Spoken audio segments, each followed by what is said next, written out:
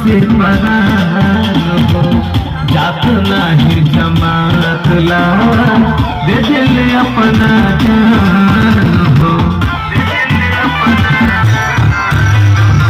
बारी में कई इंसान हो